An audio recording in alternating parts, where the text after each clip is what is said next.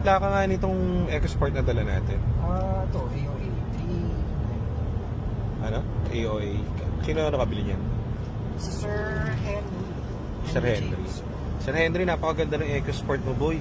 Thanks, thanks. Ang kanina pa kami mabiyaya, ang temp niya 69. Ilan temp? 69. Sa gitna tayo na. Yung aircon niya gusto na namin patayin. Number 1, sobrang lamig talaga kahit dito sa likod. As in, sobrang talas. Tapos pansinin nyo guys, oh. Sobrang smooth ng driving, sobrang smooth ng shifting. Basta panalo, ang ganda. Ito yung binili natin kay sa Nueva Ecija, di ba? Ang gabero.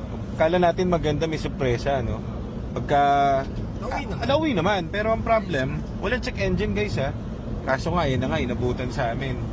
Parang sa bagay, kahit naman gawa siya, ibababa rin talaga natin. Kumbaga, hindi lang talaga maasahan kapag bibili ka sa labas, sa second hand. Pati tayo mismong car dealer, nag-check engine. natataguan ng gano'n, ano. Kaya dito guys, kahit na si Ryan, kahit na umaandar yan, gawa yan o sira yan, papalitan pa rin namin yung mga dapat dyan. Kasi isipin nyo, imagine buy and sell na kami, pero matadrive namin, may sorpresa pala. Ito yung group chat nito, tignan nyo yung mga ginawa dito para meron kayong reference. Kasi diba, bibili kang kotse dito, hindi nyo agad mauuwi yun. May pre-meet, kasi yan, may waiting list yan. Kasi ang gagawin dyan, ipipila pa yan sa workshop. Ito.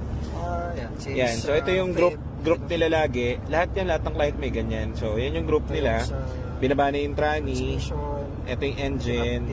Refresh ng engine. Yung sa mga timing ata. Heavy PMS. Yan mga dapat kailangan niya. Ayan, mga timing belts. And everything. Okay. Water pump, tensioner, everything. Chika.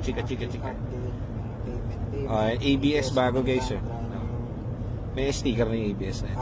Kasi may tayo dyan, warranty tayo. Kita ba? ABS bago. Kapit. Kita niya. So, yan, transparent yan. Talagang meron, kada isang bumibili dito, may group yan. Tapos pinapasa lahat doon. Ang gagawin, ginawa doon sa kotse nila. Okay? So, yan ang ilas. Yung pinrogram ng ABS niya. Kumbaga, kaya siya ganyan. Kaya siya matino, maayos. Gagamitin mo na lang. Pwede mo nang ibiyahe. Okay? So, ganun. So, wala, natuwa lang ako dito sa tinetest drive namin na EcoSport. Napakaganda.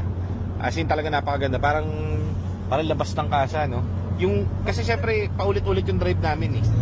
Alam namin yung tamang timpla niya. Kapag kunwari minginig siya, may something siya, nararamdaman namin agad.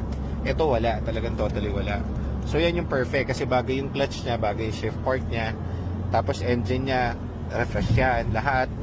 O di pwede mo nang ibiyahe, di ba? So yun lang, wala, sobrang natuwa. Tulog na si Waway Boy. So ayan, tayo, may pupuntahan.